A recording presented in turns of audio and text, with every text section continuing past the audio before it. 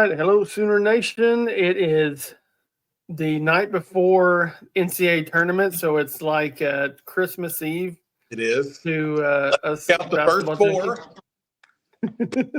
I think it was good. That first game was good last night. Yeah. How about the first game with like 3.7 seconds left, and the Alabama State guys, you know what we need to do? Throw it linked to the floor, which is the absolute dumbest thing you could possibly do. But ball bounces, dude catches it, win. You know. I thought that was Kentucky against OU. Yeah, exactly. Yeah. Then the North Carolina game was absolute garbage. So, but hopefully the Shorthorns will lose here. And well, actually, no, I think we probably need UT to win probably tonight just to ensure the length. Hey, the area experience. I'm not gonna lie. I had North Carolina making a little bit of waves because I thought like if they made the tournament, they'd have that little chip on their shoulder. Yep. So, and I mean, they've still got cats on that team who were on that. You know, RJ Davis was on the national runner-up team here a few years ago. So, you know, not to mention they play for North Carolina. They play for North Carolina. It's like Texas people. It's like they're playing for Texas. It's not like they just grab guys off the street. They can still play basketball. Right. So, a little insider tip. I just went ahead and put, it seems like every year someone from the first four games makes the Sweet 16. So I wonder what Goss thinks on your bracket. I've got both of those teams, whether it's Xavier, Texas, and UNC. I've got both those teams moving on to the Sweet 16. Yeah, I think I did too. I mean, I just felt it's kind of like the same one we talked about on Sunday. I'm like, just make the party. Once you make the party, then anything can happen in March. How many times do we see it? I mean, that's the nice thing about being an 11 seed as opposed to where OU is in the 8 and 9. You know, the bad thing with that is you run into a number 1 seed in the second round. Mm-hmm. But, you know, when you get down to the 7-10 range, you're hitting the number 2 seed. You know, when you get to, to the 11, you're getting a 3 seed in the next round. So it just gives you a better chance of moving on. But speaking of moving on, the Sooners are dancing. I think we should go ahead and start right here, Jeremy, even though this doesn't necessarily have to do with the Sooners in the dance. But lots of rumbling and grumbling about Porter Moser possibly taking a job back east at Villanova. Growing some legs. Seemed like it really hit the wire early this morning, and then it's just kind of grown from there.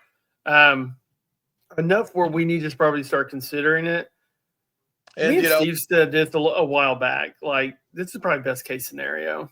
I mean, I don't think the Porter Moser, yes, we made the tournament, everything's peachy dandy, but I don't think this is going to grow to anything big.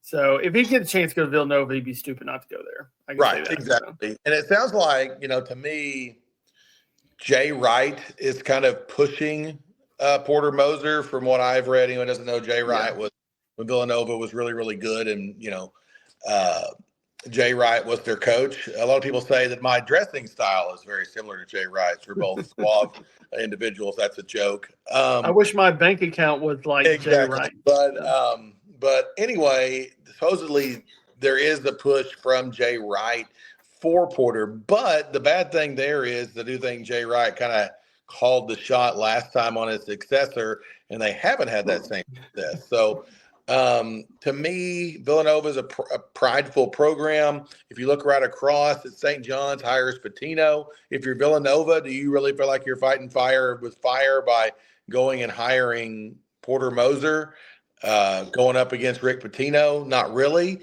but fingers crossed that next time we talk, hopefully the Sooners are still dancing. But whenever this March run is over, if Porter was in Philly, I don't think that's a bad thing at all for any of the parties involved. No, I don't either. But another thing to look at, there can be some domino effect too. Another thing that the listening to Unofficial 40 by the Sooner Scoop guys, and they said they've also looked at Collins at Northwestern. Mm-hmm. So he goes to Villanova, then he'd be dumb not to go to Northwestern. And I think Porter would be an unbelievable fit at Northwestern. Absolutely. And you think he wouldn't want to go back to Chicago? I think that's a no-brainer.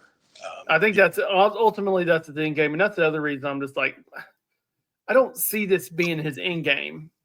But I mean, but we've talked about this. Porter Moser. Okay, think about this. Think about fit and coaches. Shaka Smart, really good coach, right? But did not have the success at Texas that everyone thought he would have. Has had a lot more success back at a smaller school, back at Marquette. And so now, if you're looking at this, Porter to Villanova, no, did Porter have the cachet that Shaka did? Maybe not exactly. But look at how that's worked out. And that's worked out well for all parties involved. I think it's just a lot better fit for Porter. I think it's more the brand of basketball that he would like. I think his recruiting base would be better there. I think he's got more ties there in the Big East, because the Big East is going to recruit Chicagoland and all that stuff more than the SEC is going to. So, you're going to play DePaul. You're going to go into that area. So to me, that would be that's why that makes sense. If I'm a big Villanova supporter, a big Villanova fan, I'm hoping we get somebody else. But at the same time, even if I was a Villanova fan, I could connect the dots to say, you know what, this just might work out. Look at how it's worked out for sure. Yeah, absolutely. And if Texas loses tonight, there's still a chance that he's not there anymore. So that's another domino that has to fall. So there's going to be a lot of moves in the offseason. So, and if you want us to get into, who's going to be next here at Oklahoma if Porter's gone, I have heard from decently reliable sources that Buzz Williams would take the phone call. That kind of goes against what my gut tells me. But and not saying that I'm personal friends with any regents or anybody like that, but I've heard from people who would know that Buzz would at least have that conversation, because I don't think he's real happy at A&M, which who would be? Look at the Yell leaders. But well, and also too, I think he really wanted it when Kruger got the job. Right. I think he thought that was his next move, and it was all seemed like it was. Buzz Williams is from Oklahoma. Actually used to go to church with his sister. Kind of an interesting thing. She was talking one time. She's like, "Oh yeah, my brother coaches basketball." I was back when I was basketball. I was like, "Really?" She's like, "Yeah, maybe you've heard of him, Buzz Williams." I'm like, "Duh, yeah." Like, but yeah, what? Yeah. So anyway, yeah. Bringing up that situation, I got to say a funny story. I know this isn't a story podcast, but I've been wanting to mention this, and when you said it reminded me. One of the little girls that plays on my softball teams I coach. If anybody knows me, I am a nerd for 90s sports OU players. And OU won a national championship in 1994. Their catcher was Javier Flores. I didn't put two and two together. Adriana is Adriana Flores. And she goes, so we're sitting there talking. And she said, yeah, my uncle played for OU. And I'm like, oh, really? Who is that? Not paying attention. She goes, Javier Flores. I fanboyed on this little girl. Yeah. It was sad. They had to pull her away from me. I'm like, is he going to come here? Is he going to ever come watch us? I'd love to meet him. So long story short, I might have followed him on every media platform now, and he knows me. So yeah. Hey, there we go. You might just have to move his niece up in the batting order or whatever, she's batting 2 holes. She's a flapper. Okay. So she's good. She's good. Okay, Jeremy, a quick stickball question for you. Bat your best play. What hole do you bat your best player? I like to bat him 1 or 2. Okay. Yeah. Because gives him more at bat. I'm 100% there. So Jocelyn Allo batted 2. If you watched earlier this year, Ella Parker batted lead off. Yeah. So if it's good enough for Patty, it's good enough for these 2 jackwags that are talking to you here on.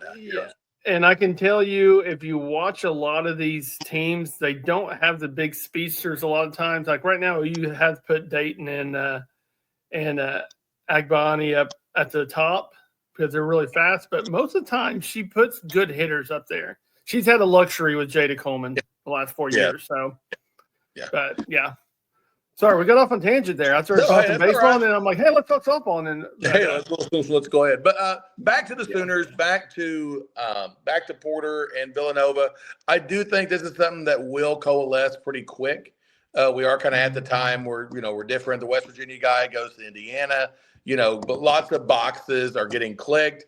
Will Wade, it looks like it's going to go to NC State. I know that's the name that a lot of OU fans wanted to throw out there. But we're not going to go deep into that because we are still playing, but it's something we've kind of teased for a pretty long time. But any names you want to throw out today, Jeremy, just on a short-term basis, or do we want to go ahead and go right into the tournament game this weekend? I'll throw one name out that I really want, and I don't know if it's just a pipe dream, but Richard Pitino. I want little Pitino. I mean, you can win in New Mexico, you can win in Norman and Oklahoma. Yeah. And the guy knows how to coach. He's got a pretty good mentor. As you notice that his father is now taking St. John's to. We'll get into picks later, but there are a lot of selections and brackets that I have St. John's winning it all just because. Well, it'll be a great story too. And I can't go against Rick Pitino. The guy, all he does is win. I said that a lot with Calipari. And that's why I said Calipari at 10.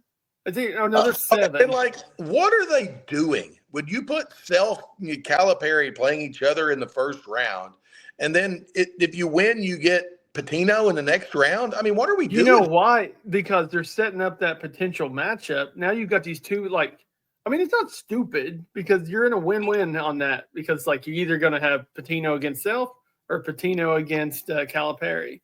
So I honestly, Kansas scares me because nobody's talking about them. Well, it's just like 88, Danny and the Miracles, baby. Here they come. Have you seen some of the similarities they put to the 88 and let me say this again as an OU fan, and even though I was but a wee lad of 6 when this happened, screw Danny and the Miracles. We should have won a freaking national championship. It should hang in the banners. Screw those guys, but go ahead. Yeah, that team and Hollis's team that went to the Final Four, I think, were the 2 teams that should have won national championships. But I can get on that soapbox for probably this full rest of this pod. But it is but I watched Kansas and the similarities they have between that and 88 team. I don't think they have somebody as dominant as Danny Manning by any means. But that said, it is there are a lot of similarities in there. So. And I mean, here's the deal, guys. All those cats in that, whether you're talking Self, Calipari, Pitino, all those guys know how to coach. And, don't get me wrong. I know Calipari's lost, however many first-round games in a row and all that stuff there at Kentucky and all that. Guys, the guy's still done a really good job. I've said it before. I'll say it again. If you ever just the binge-watching mood, there was a documentary, 2 documentaries on Vice, which is DirecTV channel, 271. One followed the Arkansas team this year with Calipari, and one followed the St. John's team with Pitino. And as our family, we were watching the selection show, and we kept waiting to see those teams. The teams we followed have been OU, obviously, and then Arkansas and St. John's. And to see that St. John's and Arkansas would have to match up in the second round. And my sister-in-law is a KU grad, so we had all sorts of powers colliding with that. We're like, golly, why not give us one of these games that we don't care anything about? But I do know we'll all be glued to the TV to watch those games. Hey, and so this is a Sooner pod, and one thing I will say, I've always wanted Moser to get into the tournament because the guy's had some success in the NCAA tournament. I think we forget that. He took, and you look at it, just like I just said, if Pitino can win in New Mexico, he can win in Norman. If Moser can win in Loyola, Chicago, he should be able to win in Norman, Oklahoma. So, and here's the thing with OU. To win in March, what makes it? Who carries it? How does that go? A lot of it's dudes, okay? And we have a dude. Jeremiah Fears is a dude, okay? And then you've got to hit shots. And when we hit shots, we're pretty dadgum good. And, there's just the deal of do I think we're going to beat UConn as far as if the old Martian death ray was pointed at me and I had to tell you yes or no? Yeah, I'd probably pick UConn. But if I picked a bracket where I didn't pick OU in the first round yet, no. Because I want to root the way I'm going to pick. I picked them to win every stinking game. Now, do I have a bracket where OU's in the Final Four? Yeah. Is that a waste of money? You bet. But do I think realistically that OU is a team? If I wasn't wearing crimson-colored glasses, would I look at OU as a team of that team's a little bit interesting. Started out the year beating all these really good teams. Then they had a funk, and then they kind of played better again here toward the end of the year, played some of their better basketball. Yeah. If I'm Danny Hurley, I'm a little bit nervous about this game because he's going to have a hard time telling his players to not look forward to playing Florida in the next round. Well, and also, too, the best player on the floor on Friday night is going to be Jeremiah Fears. So he's not going to have the best player on the floor. Like, Connecticut can have some great players. Nobody's as good as what Jeremiah Fears is. If Fears has played like he has the last 2 weeks, we are a tough out. Yep. I mean, and we finally have found that somewhat of a way to use him. And it's not so much Moser, it's more that Jeremiah Fears is finally a light bulb's gone off. And he stopped turning the ball over so much, Jeremy. That's what I'm saying. It's like drive the ball in, kick it out. Wow, we're hitting open threes. Yes, because he's finding them. That's the whole game plan. And if you've watched, they've used Wagyu. Is that how you pronounce his name, Wagyu? I've heard Wagyu. I've heard Wagi. I've heard, whatever. Well, we'll call him Muhammad. How many times have we complained about Moser not running offense? One thing I've liked is he's used Wagyu as a decoy on a lot of his offense, where he rolls him, he catches it, and Wagyu's got to make a decision. Is he going to kick it out for a three, or is he just going to take it to the hoop? And he's made good decisions, but also, too, he's taken those decision-making out of Jeremiah Fears' hands, who is a high school senior. Well, I mean, like, it's kind of like the old football expression, Jeremy. Like some people are one-read quarterbacks, some people are two-read quarterbacks, some people are three, some people want to be able to read everything. And I think what Porter has done is he's made, like, Jeremiah a one-read guy, of like, okay, if this. I'm not worried about getting all these hockey assists. I'm not worried about getting all this stuff. Just like, look, here's your play, make that read, and then go play from there. Yeah. And I do think that simplification has made it better. And, we need for us, Danny Hurley's not an idiot. I think what Danny Hurley's going to do is I think he's going to ice ball screens early and see if Fears is hitting jump shots.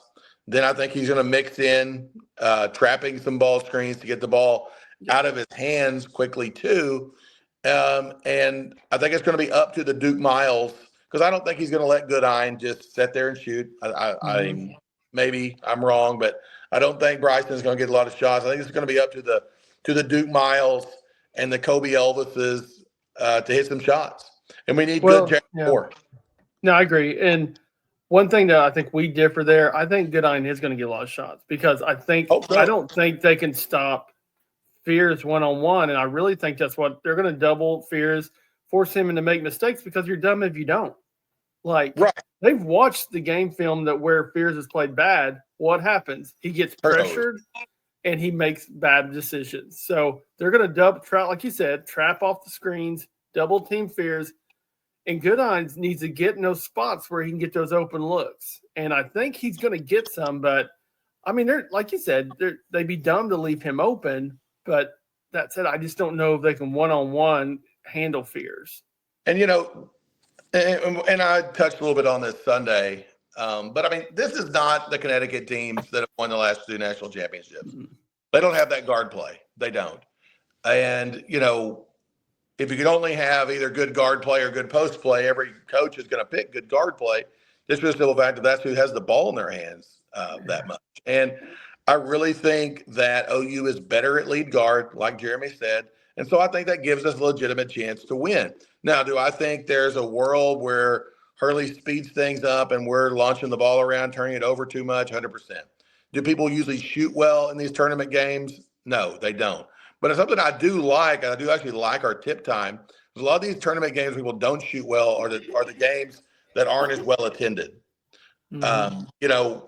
Just got back. I talked a little bit about this last fall. Just got back from the state tournament, and it was so funny to watch those games on the teams when the gym is more empty, shoot the ball a lot worse than the teams when the gym is a lot more full. And OU's got the later tip. They've got the prime crew. This is going to be a really good atmosphere, which I do think actually helps OU. I do. I think they're going to play better because of that. And I do like that from a perspective of OU's shooting variance is large. And so if we can get the good shooting version, I think that really helps us out. Well, and also too, talking about earlier, the chip on your shoulders. Like, how many people told OU that they're done? I mean, Oh yeah, I mean, on this pod alone, he's done about 4 times. we did. So Yeah. So I mean, but I think you watch the key to the game. If you want something like, what do I key in on and watch to see if we're going to be playing good? Kobe Elvis. Watch him. If he's aggressive, going to the hole, getting some open looks, I think he's a difference maker. I really thought the games that Kobe Elvis has played the best basketball, we've looked the best.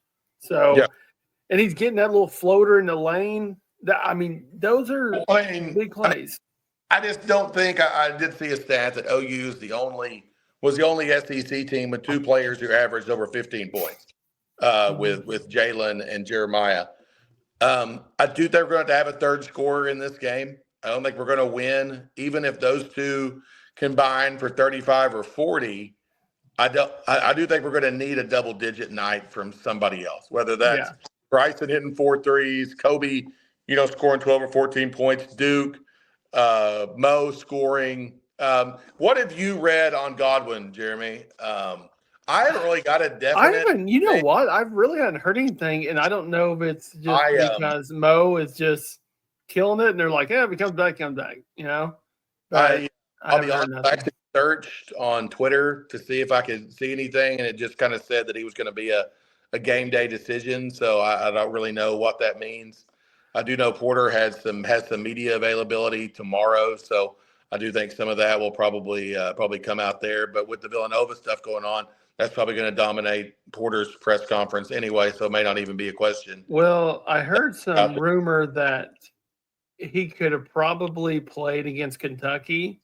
This is just rumor, but they had already got to win against Georgia, so they knew they were in. So they didn't want to risk it. And to be honest with you, I don't blame him because the way Mo's been playing, why would you? He's playing, and I think that's a lot of reasons why you're not hearing it. If Mo goes out there and just lays an egg, you're like, when the heck is Godwin coming back? Yeah. So, but like we talked on Sunday, Mo is playing the position we wanted him to play. Well, I mean, guys, he's an SEC athlete. Mm-hmm. I mean, he is. Because here's the deal, and I want to apologize to Sam. What we were talking about the other day, I was complaining about not having enough many Oklahoma big-time players on our team, and I forgot that Godwin, is a sophomore guy. But the fact that I think that also speaks to the point of, yes, we got a kid from Southmore who's been great as an addition. He is. I mean, as a PWO, which is really what he was when he came here, he has hit it out of the park. Mm-hmm. But we have to remember that's what he was too. And we can't expect that much more out of him. And Sam's had a great career at OU. Love how hard he plays. Hope great things. Hope he can play tomorrow, Friday, and hopefully he has some success. But I think for us to make any sort of run, we're going to need big things from Mo. I do. I agree. And Northweather guys put some quality minutes in. Unless we can convince Godwin that Connecticut is the OSU of the East, in which case he may, go absolutely off on them. I'll say if we get OSU Godwin, then I'd have to change my brackets up and put him in the Final Four. So I can tell you that much. Florida, look out. He hates orange. He just sandbagged on you the first time. Let's start off this way. You tell me what's your – I know we talked about – you asked me on Sunday what I thought with OU, and I kind of gave you like a very broad answer to a simple question. But what's your highest – how far do you think OU can get, and what's your lowest? I mean, obviously – Yeah, sure. I was actually reading an article Pat Forty did of for each tournament team, he ranked them 1 to 68 and had a best case scenario, worst case scenario. And so I'll kind of go through, I'll kind of do the same thing here for the Sooners. Best case scenario is we play well against UConn. I don't think it's an awesome, great UConn team. We play well in that game. We win Florida's overlooking us, and we get past that. But I do think by whoever it would be on the second weekend, I just don't see this team going past the Sweet 16. I think there's too many holes that are out there. I like the fact of beating the better team on the next day. This is a team where I think if we could win the Sweet 16 game, you got a chance to win the Elite Eight game. I think this is kind of a hard team to play on short prep. Yeah. And I think that's why we're so good in these preseason tournaments is I do think we're kind of a hard team to play on short prep, but I do worry about us with long prep. So I would worry about us in a Sweet 16 game. And, worst case scenario, and this is what Pat Forty said on his worst case scenario for Oklahoma, is that the Sooners of January return, and it is found out that Brent Venables is now meddling with the Oklahoma offense with Ben Arbuckle. That's the worst, So, that was Oklahoma's worst case scenario. Well, you got to look at it this way. 8, like we were talking about earlier, 8 and 9 kind of sucks because you got to play 1 seed. But if you happen to upset a 1 seed, you're playing a 1 seed bracket now. Mm-hmm. So I think a lot of people don't look at it that way. Is if you got one team that if you beat them, you're set in their bracket now. So you're playing Florida's bracket now. And also, too, I look at it, if we beat Florida, we've got either probably Memphis or Maryland. And see, that's still where, there could be a 12 or 13 in that, too. And I don't think Maryland's a good matchup. I really like their post kid whose name evades me at the moment, but I was watching some Maryland last week in the Big Ten tournament, and they've got a big, thick kid I think would give us a lot of problems, who's a lottery pick. But especially if that's Memphis or one of the 12 or 13 seeds, then, we got a really good shot there. Yeah, and also, too, Memphis is very athletic.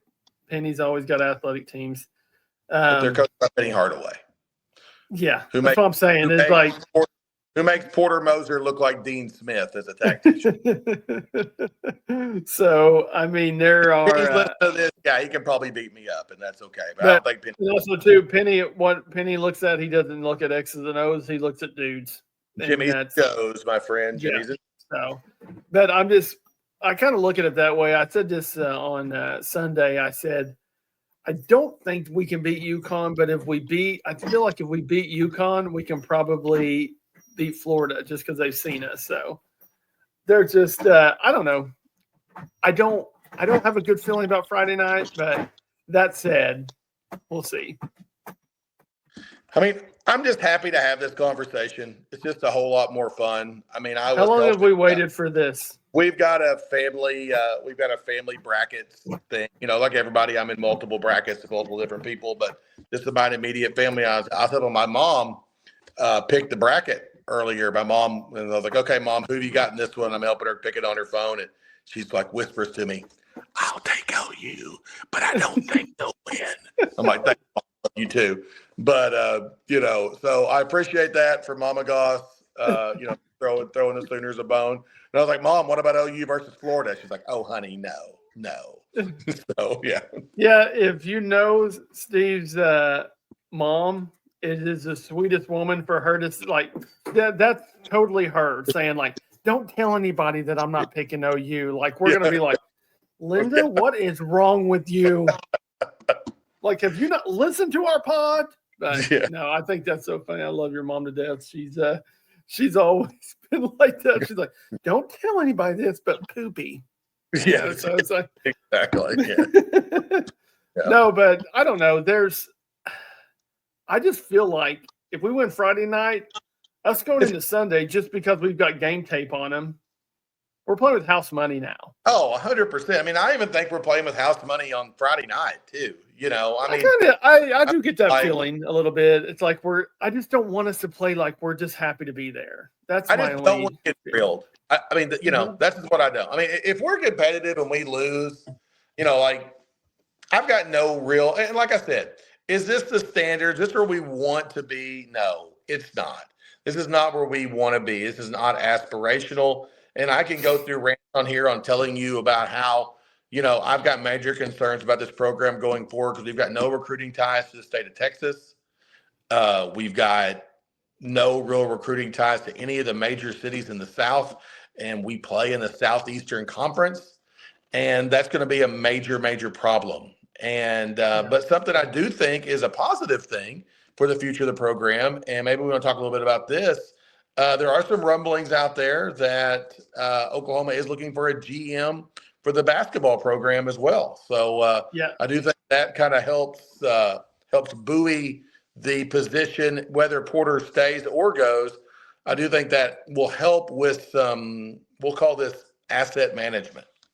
Yeah, I don't think it's a good day for the Josie hates all sports other than football group right now because I listened to a little bit of the unofficial 40 before we came on, and George Stoya said that a lot of people have asked him, is basketball going to do a GM kind of like how football is? And he said they are, and they're kind of in the beginning stages of looking, probably 2 months away. But I think you have to do that the way college basketball is going. So I think it just makes sense. Something that throwing out another podcast y'all listen to that Gabe and Teddy talk about a lot is the house settlement and the $20 million and that sort of thing. And is that just for football? Does that go for basketball too? And this is part of why we joined the SEC, guys, is long term we're going to make a lot more money, which is going to allow us to in turn long term pump a lot more money into our program than it would have been if we would have stayed in the Big 12 or something else like that. And so knowing if we'll put the GM in place and have some parameters there, just like what I think is happening in football, which we went and hired an assistant GM. That news came out today as well. Another person with NFL ties and an NFL scout, part of the Rosenberg group. Really happy with that. And seeing these structural things in place for basketball does give me more hope for the future, whether with or without Porter. Yeah. And I think they're OU has to know these rumblings are happening. They also have to know that Moser probably would like to go out east.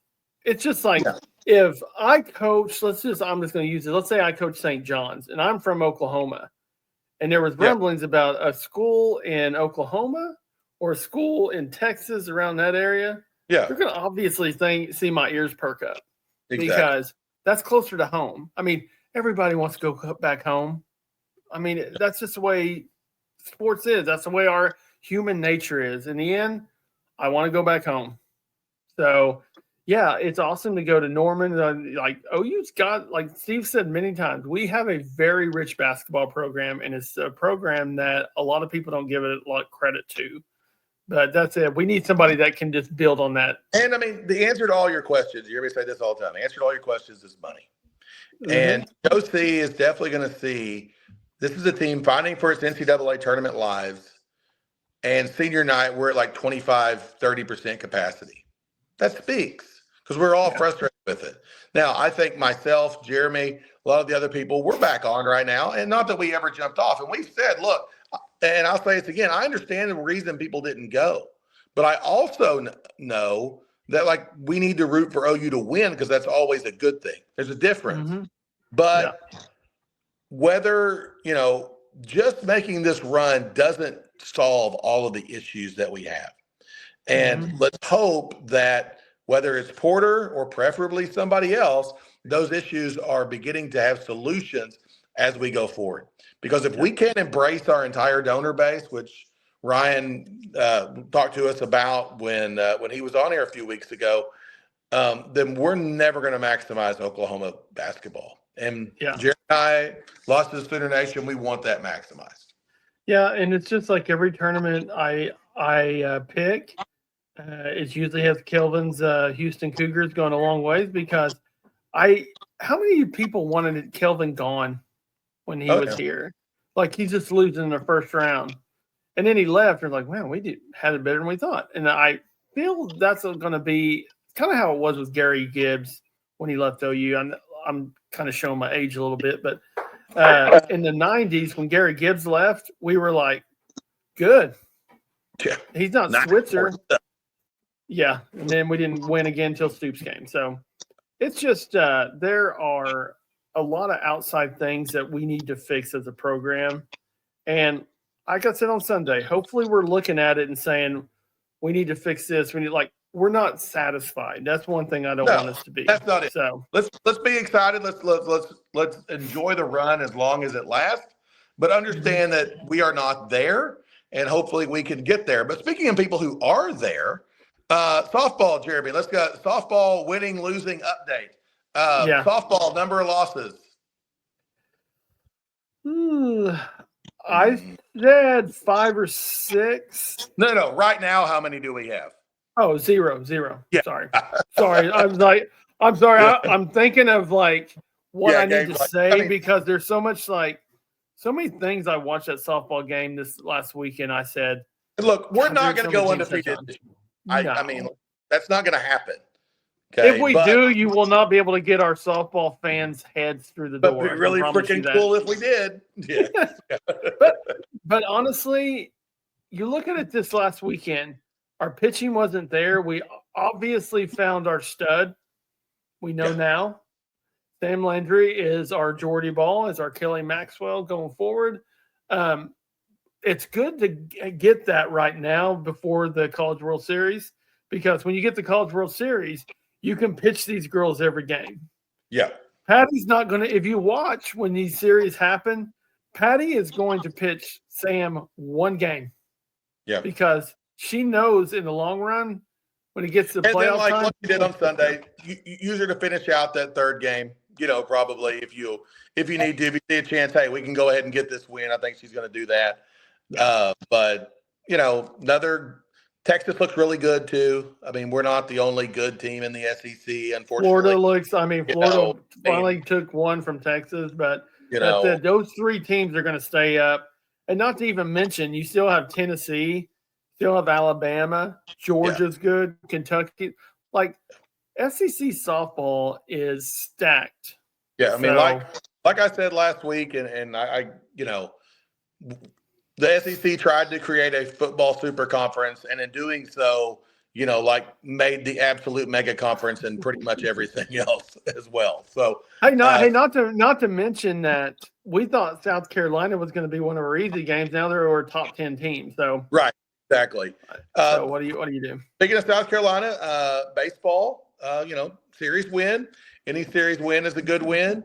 Don't think South Carolina is the absolute top tier baseball team, but hey, getting series wins on the road, never a bad thing. I do think there's promising days ahead at Eldell. Pulled out a win. Was it UT Arlington last night, Jeremy? Is that who that was? That baseball won again. Everybody else in the SEC lost. Yeah. They're like, Tennessee lost their first game of the season, and it goes back to what me and Steve were talking about. I think it was last week. They don't care. Like, you're trying things in midweek games. College baseball and God, I love our fan base. They don't know baseball. They don't know college baseball and how it works. I can promise you, when I was younger, I didn't either. All I saw was wins and losses. But they don't, like, if you've watched, who does Skip Johnson pitch on Wednesdays? A guy that doesn't pitch in the weekend. Yeah. But Skip's doing the smart thing, because here's the deal. What if one of those weekend starters rolls an ankle or, heaven forbid, hurts his shoulder or an elbow? Now we're not throwing in cats who've never started a game before. We're just changing their pecking order. And that's what people have to understand. That was a big change in high school baseball. And, used to, before the districts came into high school baseball, you would see different pitchers pitching, different times and all that. But now, it's kind of the same thing even in high school baseball. You have those Monday, Tuesday guys when everyone plays their district games. And then you have your weekend guys. And, a lot of them will try to do, we're going to try to get a full game out of our cats on Monday and Tuesday. And maybe they can come back on Thursday, Friday, or Saturday and give you a couple of innings here, or, get a batter or 3. But it's the same thing. That baseball is not a video game. Okay. Baseball momentum is tomorrow's starting pitcher. And that's just something you have to remember to look at. When OU starts losing Friday games, then we can be concerned. That means someone hit Witherspoon. But knock on wood, right now, that hasn't happened. Yeah. And it's we're 18-2. Yeah, good. So I don't think people realize we're probably one of the quietest 18-2 teams in college baseball history. It's like nobody talks about OU, and they've got some good wins under their belt. Good for that, Yeah, I think the SEC is going to give you some wins down the road, so you don't have to worry about like, okay, is this a good enough win to get like. If they can stay course and try to win as many series as they can going forward, then I mean, it's kind of what we talked about. It's kind of what we talked about with basketball of like, win your home games, like win your home series, don't get swept on the road. We finish at 500 or a little bit better in the SEC or anywhere near 500. We're going to have a good seed and have a chance to get to Omaha. Same thing with the ladies. We just want to be back here in Oklahoma City. All signs are pointed that way. So, all right, Jeremy, we're kind of coming up against it here time wise. And you can pick OU, but we're going to take our crimson colored glasses. Who you got cutting down the nets? I know we've all got multiple brackets, but I'm gonna say I've got one of my bracket that I use the most because, like I said, I've had 9 or 100 brackets. But let's see, I have on my final 4 Michigan, St. John's, Arizona, and Houston, with Houston beating St. John's in the national championship. And Kelvin cutting down the nets, baby. Yeah, like I said, I'm a Kelvin lover. I'm sorry. I try every year not to pick him, but he keeps becoming a 1 seed, and I can't do it. So it is what it is. But yeah, so I got Houston cutting down the nets. Okay, let me see. I've